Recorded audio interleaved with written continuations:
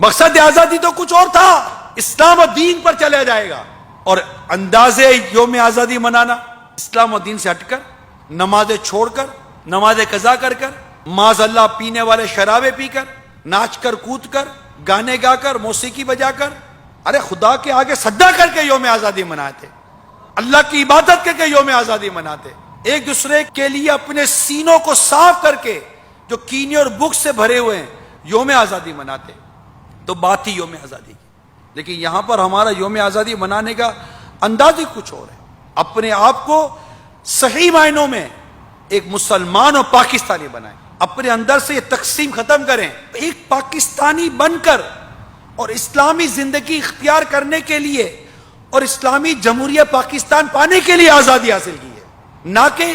قوموں کے نام پر تقسیم ہو کر ایک دوسرے کے لیے نفرت و بغض پیدا کرنے کے لیے آزادی لی تھی۔ ہم سب ایک رسول اللہ صلی اللہ تعالی علیہ وسلم کے غلام ہیں، ہم ایک قرآن کے ایمان لانے والے ہیں، ہم مسلمان ہیں، انما المؤمنون اخوۃ، مسلمان بھائی بھائی ہیں۔